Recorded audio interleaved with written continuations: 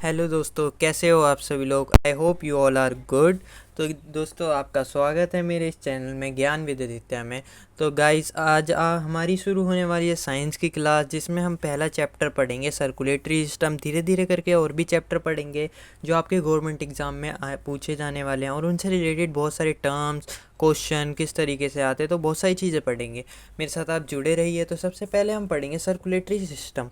तो circulatory system हम chapter पढ़ने से पहले हम थोड़ा बायोलॉजी के बारे में भी जान लेते हैं। देखिए, हम बायोलॉजी से शुरू कर रहे हैं, फिर केमिस्ट्री, फिर फिजिक्स पढ़ेंगे। अभी हमारा बायोलॉजी का पार्ट चल रहा है, तो ये बायोलॉजी की पहली क्लास है।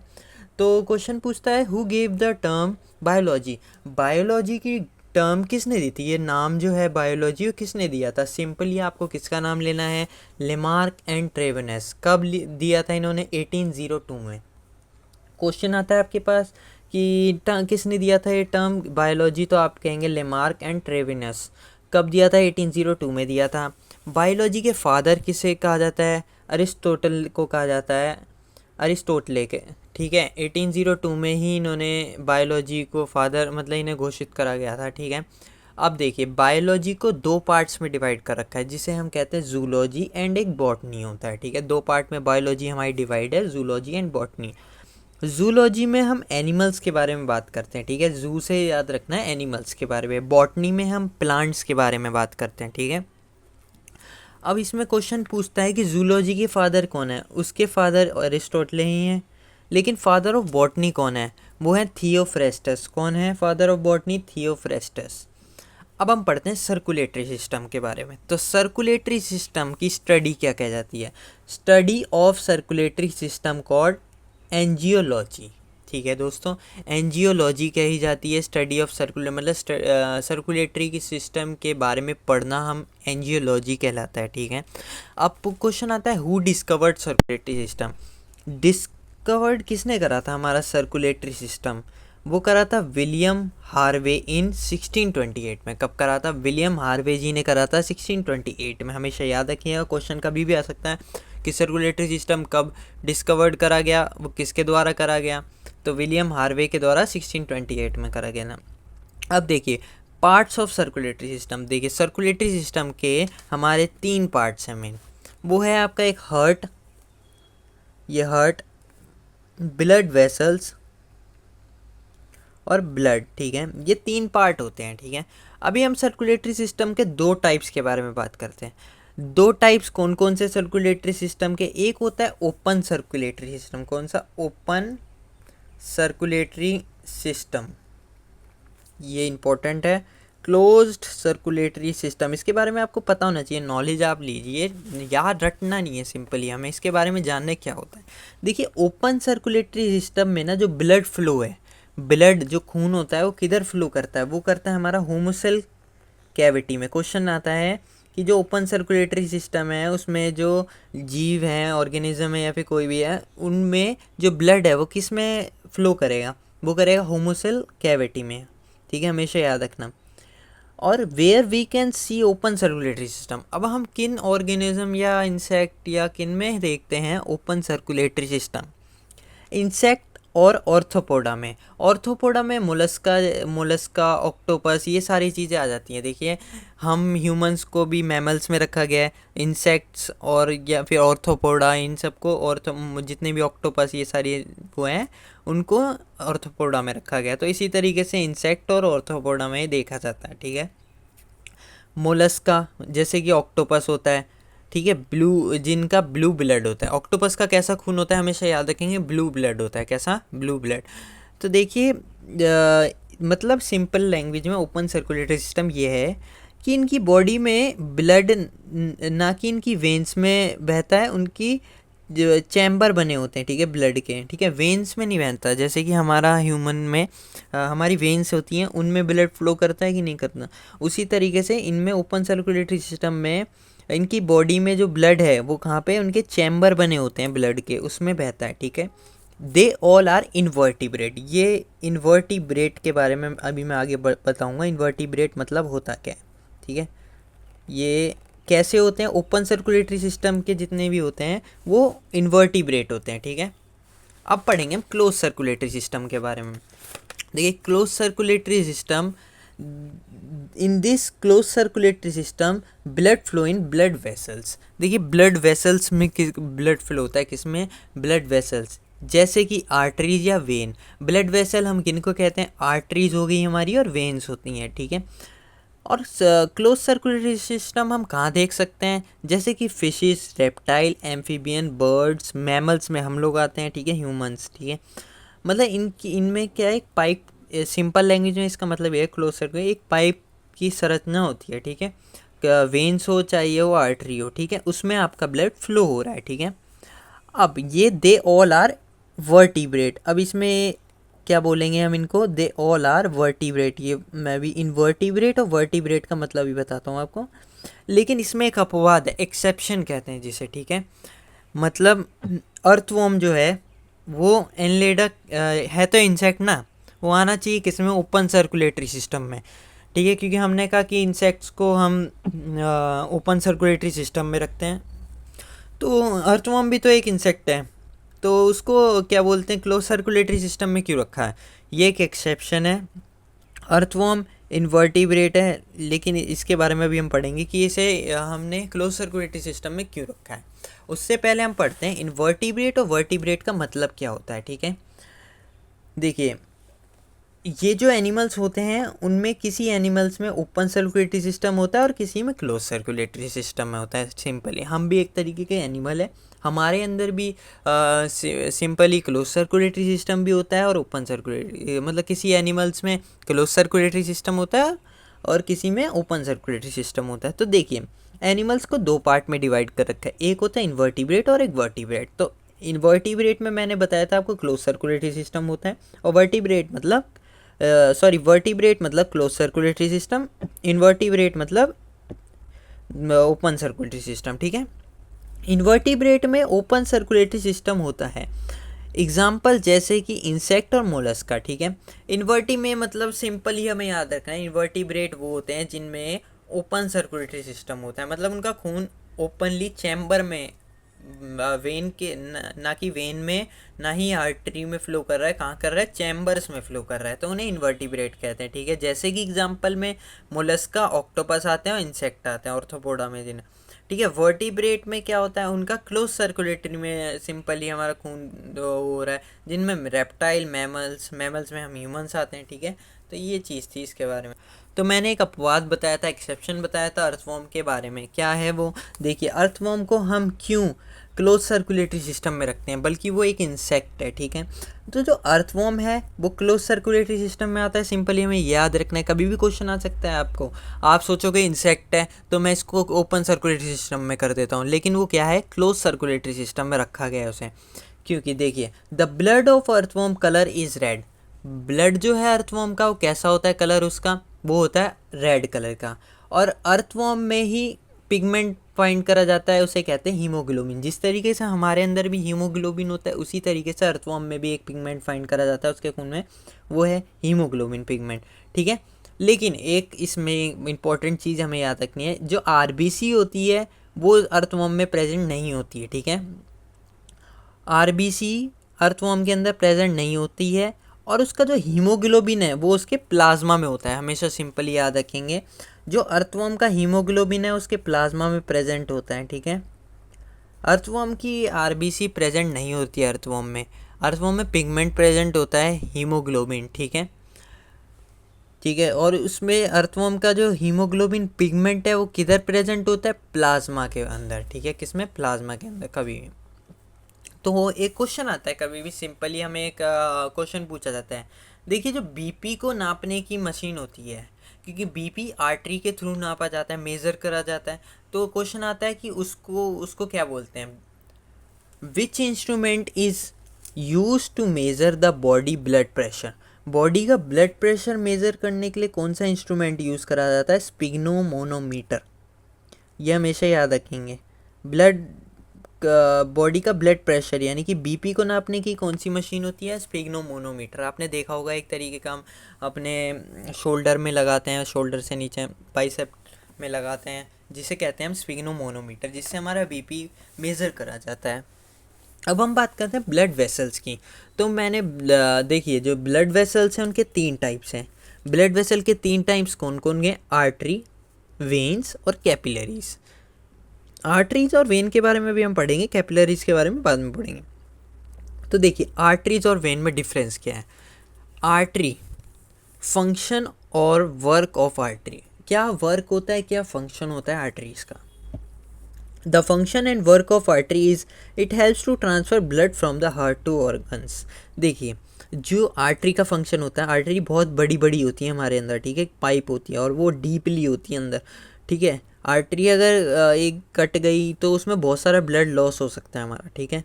तो आर्टरी जो होती है वो हमारा क्या काम करती है, उसका फंक्शन ये होता है कि जो हमारा ब्लड है वो हार्ट से ऑर्गन्स तक पहुंचाना, ठीक है।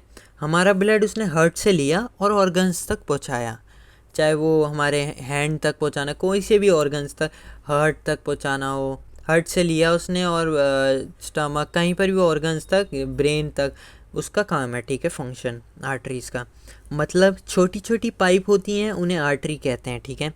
और वो हमारे ब्लड को ऑर्गन्स तक पहुंचाती हैं, हमारे ब्लड को ऑर्गन्स तक पहुंचाने का काम करती है, हार्ट से लेके, हार्ट से खून लेकर आती हैं और आर्टरी बोलती हैं कि इसे ऑर्गन्स तक पहुंचाना है, तो वो पहुंचाती हैं, ठीक है। अब आर्टरी में प्योर ब्लड फाउंड करा जाता है। जितनी भी हमारी आर्टरीज हैं उनमें हमारा प्योर ब्लड फाउंड करा जाता है, लेकिन सभी आर्टरियों में नहीं। एक ऐसी आर्टरी है जिसमें इम्प्योर ब्लड भी होता है, ठीक है, इसमें भी अपवाद है। कौन सी वो आर्टरी है जिसमें इम्प्योर ब्लड फाउंड करा जाता है? वो है पल्मोनरी आर्टरी। आपको याद रखना है कि हमारी जो आर्टरी है उसमें प्योर ब्लड तो फाउंड करा जाता है, लेकिन एक ऐसी आर्टरी है जिसमें इम्प्योर ब्लड भी फाउंड करा जाता है, मतलब गंदा खून भी मिलता है, डीऑक्सीनेटेड ब्लड भी मिलता है, उसे कहते हैं पल्मोनरी आर्टरी, ठीक है। तो हमेशा याद रखिएगा। देखिए अब क्वेश्चन आता है in which artery impure blood is found. हमें तो याद है कि हमारी सारी आर्टरियों में तो प्योर ब्लड फाउंड करा जाता है, तो ऐसी कौन सी आर्टरी है जो इम्प्योर ब्लड भी? एक आर्टरी ऐसी है जो कि है पल्मोनरी आर्टरी। हमेशा याद रखेंगे, क्वेश्चन कभी भी आ सकता है आपको, पल्मोनरी आर्टरी, ठीक है। अब पूछा जाता है वॉल्स ऑफ आर्टरी, कैसी होती हैं वॉल्स? आर्टरी की वॉल्स कैसी होती हैं, यानी दीवारें, मतलब जो पाइप होती हैं वो मोटी होती हैं या फिर पतली होती हैं? तो आर्टरी की पाइप जो होती हैं वो थिक होती हैं, मोटी एकदम थिक होती हैं, ठीक है। उसकी वॉल तो कैसी होती हैं? थिक। देखिए आर्टरी में बहुत तेज़ ब्लड फ्लो करता है, ठीक है, तो उसकी जो वॉल्स होती हैं वो थिक होती हैं ताकि वो कुछ भी डैमेज ना हो, ठीक है, पतली पतली नहीं होती है, थिक होती है। इसमें इंग्लिश में बात करें, the walls of artery are thick because the flow of blood in artery with high pressure, that's why the blood BP is major artery with the help of swing. Simply इसमें ये मतलब है कि हमारी artery इसलिए thick होती हैं, हमारी आर्टरी की जो वॉल्स होती हैं वो इसलिए होती है क्योंकि हमारा जो बीपी होता है, ब्लड प्रेशर, यानी कि जो ब्लड का जो प्रेशर है वो बहुत हमेशा हाई रहता है उसके अंदर, ठीक है, हाई बीपी रहता है, मतलब ब्लड बहुत स्पीड में फ्लो करता है उसके अंदर, ठीक है। और ये इसी वजह से हम आर्टरी के ही थ्रू स्पिग्नोमोनोमीटर के थ्रू हम क्या बोलते हैं अपना बीपी नापते हैं। तो हम अभी बात करेंगे कि कौन सी आर्टरी हमारे बाइसेप के पास, जिसमें हम अपना क्या बोलते हैं बीपी का वो लगाते हैं, स्पिग्नोमोनोमीटर यूज़ करते हैं बाइसेप में। तो कौन सी आर्टरी मौजूद होती है अभी हम बात करेंगे। तो उससे पहले हम बात करते हैं वेन्स के बारे में। वेन्स का क्या फंक्शन होता है? जिस तरीके से आर्टरी का फंक्शन होता है ब्लड को हार्ट से ऑर्गन तक पहुंचाने का, उसी तरीके से वेन्स का फंक्शन उसका अपोजिट होता है कि जो ब्लड है वो ऑर्गन से लेकर आएगा और हार्ट को देगा, ठीक है, लाके कि भाई इसको क्या बोलते हैं प्योर करो, ठीक है, यही प्रोसेस चलता रहता है।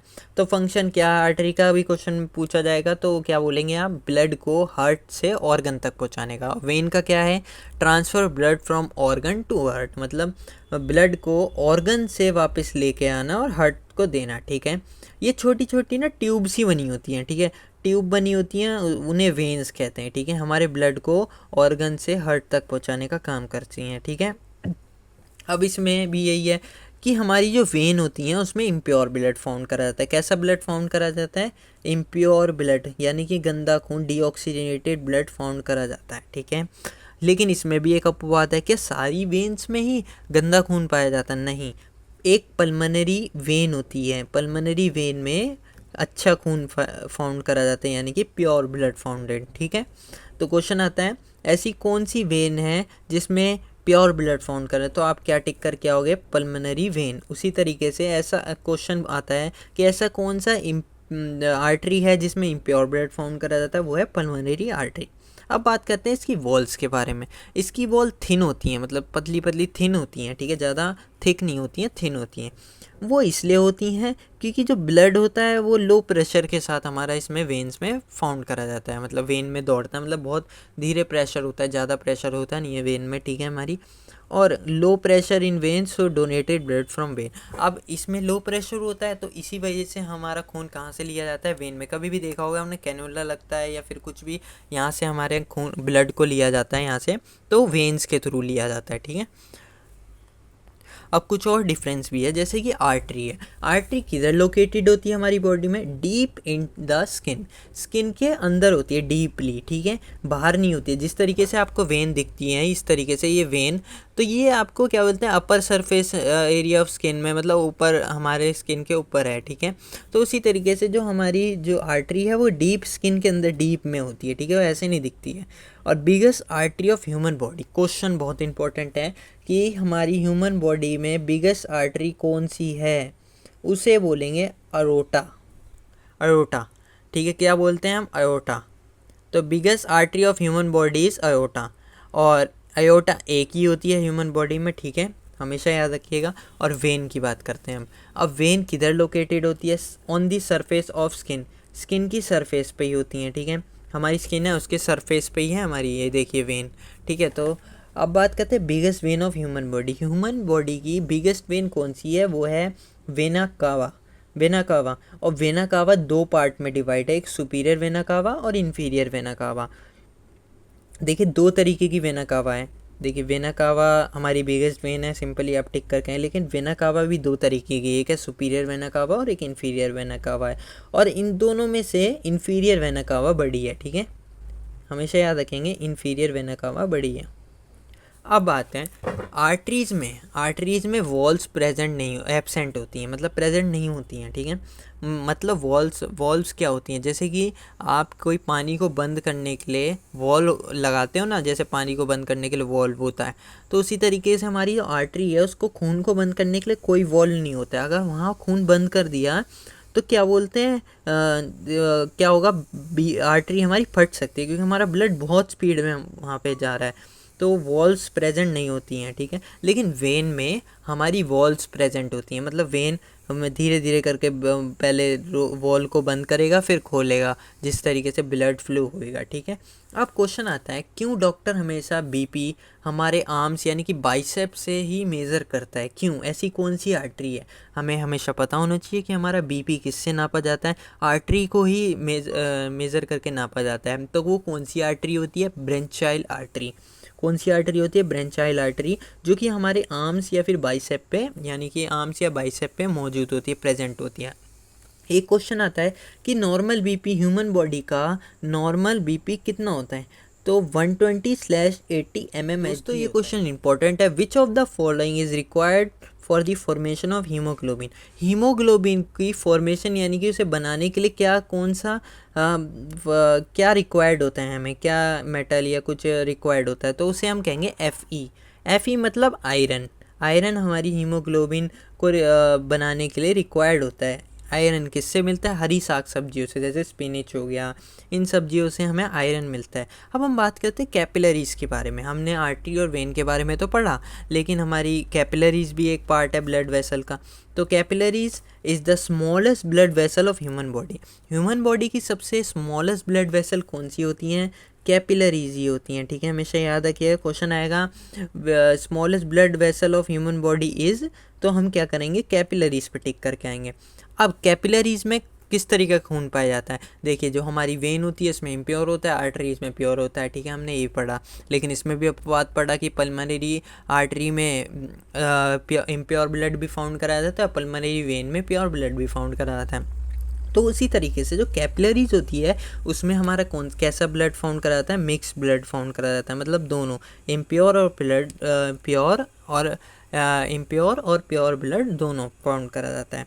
ठीक है। तो फंक्शन आर्टरीज का क्या फंक्शन होता है? आर्टरीज का सिंपल बेसिक सा फंक्शन होता है कि जो वेन और कैपिलरीज, मतलब कैपिलरीज का क्या फंक्शन होता है, सॉरी, तो function of capillaries simply basic सा होता है कि जो आर्टरी और वेन है उनको ज्वाइन करने का। ठीक है, ये देखिए आर्टरी ये है और ये वेन है, इनको ज्वाइन करने, मतलब छोटी छोटी पाइप होती है ना, स्मॉलेस्ट ब्लड वेसल है, सबसे छोटी छोटी, इन दोनों को ज्वाइन करने का काम कौन करती है? कैपिलरीज। और उनको क्या बोलते हैं? Capillary bed. ठीक है, सिंपली हम याद रखेंगे। तो ये था दोस्तों आपका सर्कुलेटरी सिस्टम चैप्टर। तो दोस्तों अच्छा लगा हो वीडियो को लाइक शेयर कमेंट ज़रूर करिए, सब्सक्राइब ज़रूर करिएगा। ऐसे और भी हम चैप्टर पढ़ेंगे, सिंपली समझेंगे क्या गवर्नमेंट पॉइंट ऑफ व्यू से किस तरीके से क्वेश्चन आते हैं, और आपको बहुत इजी हो जाएगा। आपको नोट्स बनाने हो नोट्स भी बना सकते हो, और आपके लिए बहुत इजी हो जाएगा गवर्नमेंट एग्ज़ाम को क्रैक करना। Thank you.